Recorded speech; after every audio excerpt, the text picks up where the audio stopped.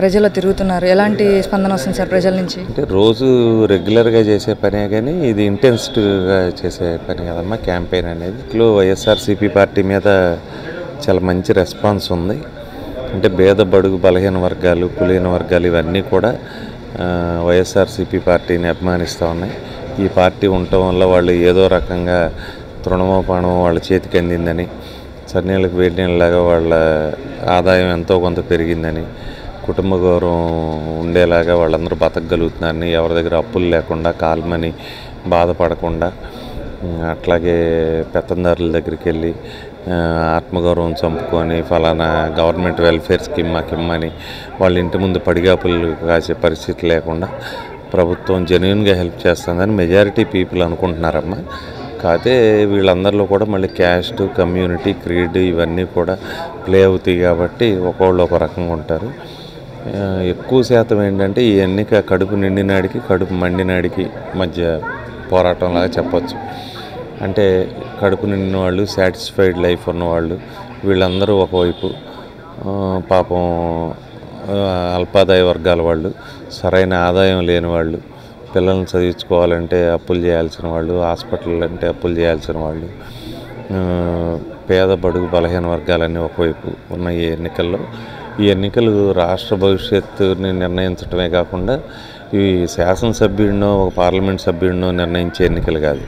అంటే పాలసీ మేకింగ్లో ప్రభుత్వాల యొక్క విధానపరమైన నిర్ణయాలు ఎట్లా ఉండాలి, అంటే వెల్ఫేర్ స్కీమ్స్ ఉండాలా వద్దా, ఉంటే ఏ లిమిట్కి ఉండాలి, లేకపోతే వీటి వల్ల జరిగే మంచి ఏంటి అనేది ఇప్పుడు దీని మూలాన జరిగే అవుట్కమ్. కాబట్టి ఈ ఎన్నికలు చాలా క్రిటికల్ ఎలక్షన్స్, చాలా క్రూషియల్ ఎలక్షన్స్. ఖచ్చితంగా భారతదేశం యొక్క దిశను కూడా ఈ మారుస్తాయని నాకు నమ్మకం. ఎందుకంటే ఇక్కడ మళ్ళీ జగన్మోహన్ రెడ్డి గారు గెలవటం, వీటిని దేశం మొత్తం కూడా మళ్ళీ ప్రామాణికంగా తీసుకోవడం కూడా జరుగుతుంది. ఒకప్పుడు ఆరోగ్యశ్రీ రాజశేఖర రెడ్డి గారు 4 వ్యాధులకి 3 జిల్లాల మీద పైలట్ ప్రాజెక్ట్ పెట్టినప్పుడు మన్మోహన్ సింగ్ గారు కానీ వాళ్ళందరూ అపోజ్ చేశారు. దీని మూలాన ఆదాయం దెబ్బతింటుంది, రాష్ట్ర ప్రభుత్వాలు దెబ్బతింటాయి. కానీ 20 సంవత్సరాల తర్వాత ఈరోజు మోడీ గారు మళ్ళీ దాన్ని ఆయుష్మాన్ భారత్ రూపంలో తీసుకొచ్చారు. కాబట్టి ఈరోజు తీసుకున్న విధానపరమైన నిర్ణయం ఒక 20 ఏళ్ల తర్వాత అది ఎట్లా ఉంటుంది, మంచి ఉంటుందా చెడు ఉంటుందా అంటే ఒక్కొక్కటి ఒక రకంగా ఉంటుంది. చంద్రబాబు నాయుడు గారు ఒకప్పుడు ముఖ్యమంత్రిగా ఉన్నప్పుడు ప్రైవేటు ఇంజనీరింగ్ కాలేజీలు, మెడికల్ కాలేజీలు పెట్టినప్పుడు నాలాంటి వాళ్ళంతా హర్షించాం. అంటే అంతకుముందు ఇంజనీరింగ్ కానీ మెడిసిన్ కానీ చదవటానికి అందరూ కర్ణాటకనో, తమిళనాడు, మహారాష్ట్ర వెళ్ళాల్సిన పరిస్థితి ఉండి మన రాష్ట్ర ఆదాయం అంతా వేరే రాష్ట్రాలకు వెళ్తుంది, ఇక్కడ పిల్లలు చదువుకోవడానికి అక్కడికి వెళ్తున్నారు అని అనుకుని ఇక్కడ ఇంజనీరింగ్ కాలేజీలు, మెడికల్ కాలేజీలు వచ్చినప్పుడు ప్రైవేట్ రంగంలో మేమందరం కూడా హర్షించాం. 20 సంవత్సరాల తర్వాత మన కరోనా వచ్చినప్పుడు వచ్చిన ఇబ్బంది ఏంటంటే ఈ ప్రైవేట్ మెడికల్ కాలేజీల్లో చదువుకున్న విద్యార్థులు ఎవరూ కూడా ప్రభుత్వ రంగంలో గవర్నమెంట్ హాస్పిటల్స్ పనిచేయడానికి సిద్ధంగా లేరు.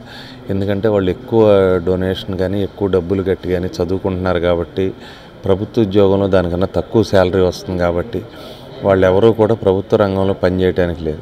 దీనివల్ల ఎట్లార్జ్ ఏమవుతుందంటే గవర్నమెంట్ హాస్పిటల్స్ ఇవన్నీ కూడా వీక్ అవుతాయి. ఒక్క తమిళనాడు రాష్ట్రంలో మాత్రం ప్రభుత్వ రంగంలో కానీ ప్రైవేట్ రంగంలో కానీ ప్రైవేట్ ఇంజనీరింగ్ కాలేజీలు, గవర్నమెంట్ మెడికల్ కాలేజీలు ఇవన్నీ పెట్టడం వలన మన కరోనా టైంలో ఇబ్బంది రాలా.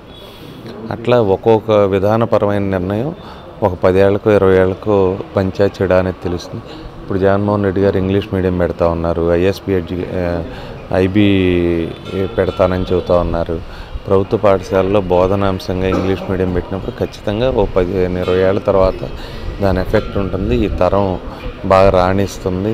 షార్ప్ ఎడ్జ్తో వాళ్ళు, కటింగ్ ఎడ్జ్ టెక్నాలజీతో వాళ్ళు గ్లోబల్గా ఎక్కడైనా కూడా షైన్ అయ్యేటువంటి పరిస్థితి ఉంటుంది.